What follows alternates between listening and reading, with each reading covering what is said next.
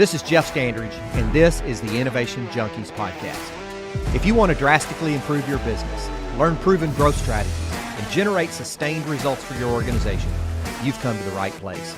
Over the next half hour, we're going to be sharing specific strategies, tactics, and tips that you can use to grow your business, no matter the size, no matter the industry, and no matter the geography. Weekly, we'll bring in a top mover and shaker, someone who's done something unbelievable with his or her business, and we'll dig deep. We'll uncover specific strategies, tactics, and tools that they've used to help you achieve your business goals. Welcome to the Innovation Junkies podcast.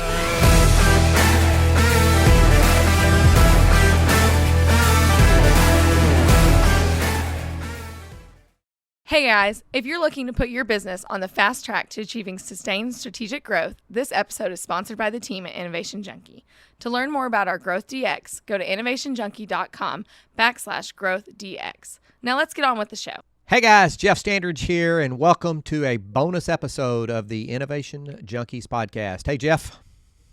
Hey Jeff, how are you, man? If I was any better, I'd have to be twins. Too much for one person to enjoy. And people would probably accuse us of almost being twins. Right? They probably would. Twins separated by about 5 years, which is difficult to pull off, even in the Ozarks, right? Separated by 5 years and about 100 miles. And probably about 40 pounds at this point. Oh, dear. What are we talking about today, Jeff, in this bonus episode of the Innovation Junkies podcast? I think we want to talk a little bit about, there's lots of discussion around leadership. Is it something that's innate, or can it be learned? You know, are you born with it, or can it be taught, and can it be nurtured as you go? So I think that's it. What do you think? Well, I will tell you, I think it's a little bit of both, quite frankly. I think there are people who are born, and my experience tells me there are people who are born with some natural relationship orientations that are conducive to being strong leaders. And so that certainly helps them along the way. But I believe that if it couldn't be developed and grown in people, no matter whether they started with those relationship tendencies or not, if it couldn't be developed or grown in them, I would certainly be in a different business, because I spend a lot of time doing leadership coaching and leadership, and you do as well, leadership coaching and leadership development and what have you. So a little bit of both, but I would have to say that they're more developed by and large, or they're more grown by and large than they are born with all of the innate tendencies. I would tend to agree. I think my experience has been there are some people that might have a predisposition based on, whatever, genetic, physical traits and whatnot, tendencies. But so much of it is parenting and education after that, and the kind of relationships you have along the way, and the education that you have along the way. And I think a lot of it comes to, at what point are you able to gain that level of confidence that you're willing to put yourself out there and actually stand in front rather than to follow someone else. And so a lot of it is about, confidence not to be confused with hubris. Right. It's the confidence to not be afraid to stand in front and to take action and to try to convince other people to follow. So I very much think it can be learned. And I think if it couldn't, we'd have a real dire situation, because it'd be all about, epigenetics and whatnot, and et cetera. And we've seen that anointed leadership by virtue of birthright doesn't work particularly well. I mean, just take a look at the royal family any day of the week, and we can see that that's probably not a great model for how to lead. That's a power based on position and assigned authority, but not leadership that's earned. Mm-hmm.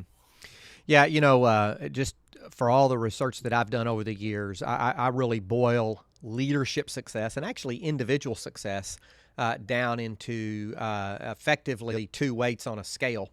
One of those being the ability to generate results, and the other one the ability to build and maintain relationships. So results and relationships. There's no secret that each of us is born with generally a tendency one way or the other. And so if I'm a person who focuses on results at the expense of relationships, I'll be wildly successful very, very quickly until I alienate everyone around me who's responsible for helping me maintain those results, and then I lose them both. Conversely, if I focus on relationships at the expense of results, people will love me until they lose respect for me because I can't do what I say I'm going to do. When I say I'm going to do it, I can't deliver the results that I've stepped up to delivering. And in both instances, I lose them both. And so taking those people who are results oriented and helping them develop some of the relationship skills that they need to be able to get those results created and a sustainability shroud built around them is a critical point to success as a leader. Taking those people who are relationship oriented and giving them some tools, tips, tactics, and tricks and methodologies that they can use to measure their results, track their results, make sure that they're doing what they say they're going to do when they say they're going to do it, is yet again another tip for helping people who have that relationship tendency. So, I think, and in my experience has shown me time and time again that having both of those capabilities is critical, and knowing where you're weak and building some, there was a guy, I can't remember his name off the top of my head, but it's the Clifton Strengths Finder who comes forward with this bias that just focus on your strengths, just deploy and focus on your strengths and don't worry so much about your weaknesses. And while I agree with that to some level, my experience is if you have career-ending or career-limiting weaknesses that you have to be able to at least minimize, you're going to struggle to be successful in the longer term. Yeah, no, I would agree in large measure with a bunch of that, and I would also say that the thing about it is, one of the things that I would say about the learning process is you're not learning to be someone else as a leader or to mimic what you've seen.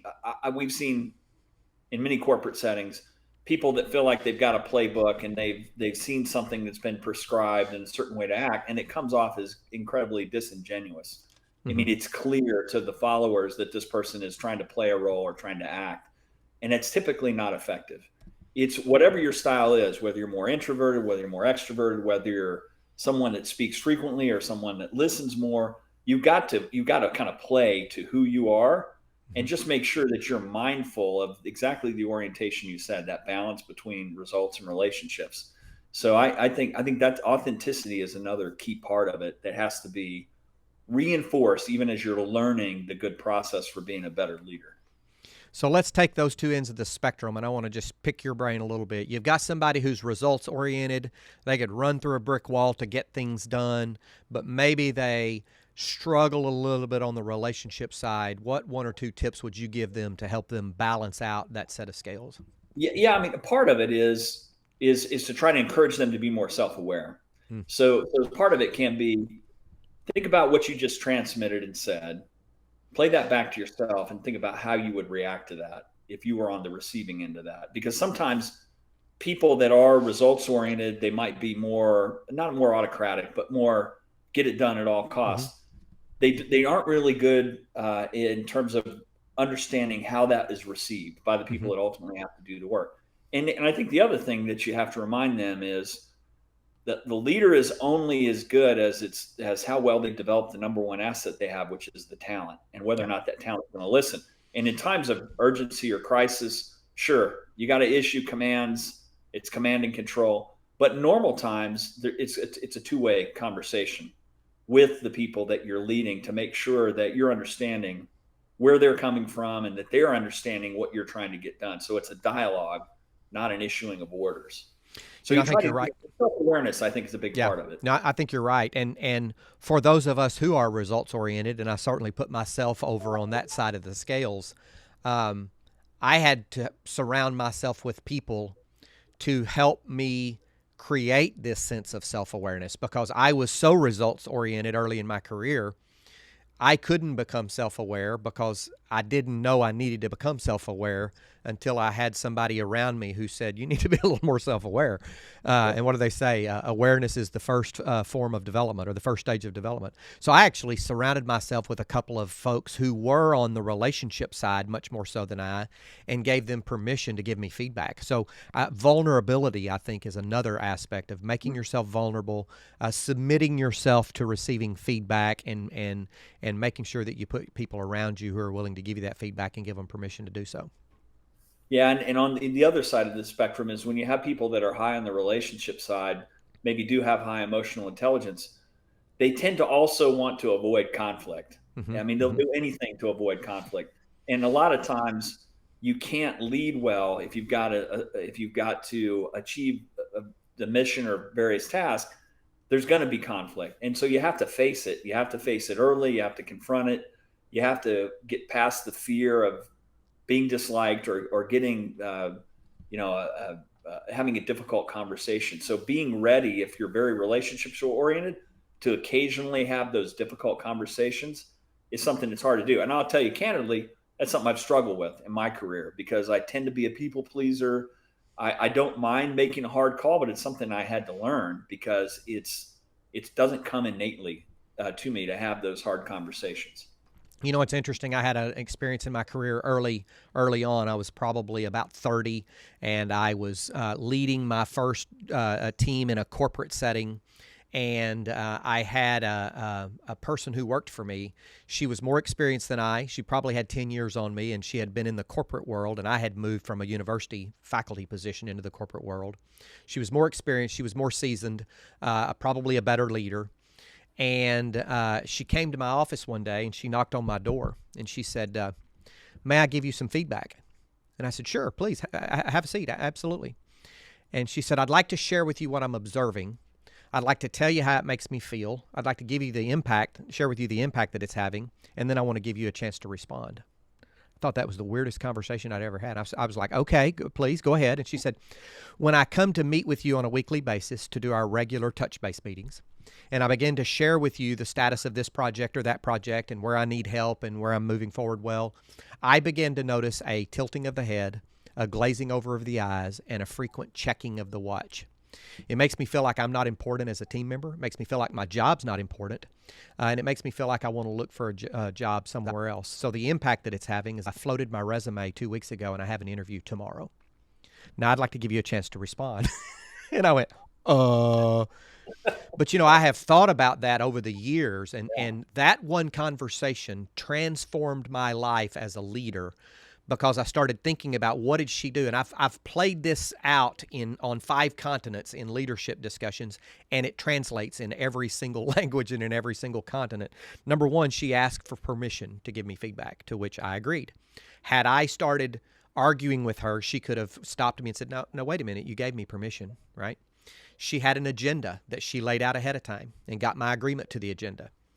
She said the word I almost exclusively, she almost didn't even use the word you. I think the first time she used the word you was, and now I'd like to give you a chance to respond, because she said, I observe this, I observe that, it makes me feel like this, it makes me feel like that, here's the impact it is having. So she didn't say you, which can be very accusatory.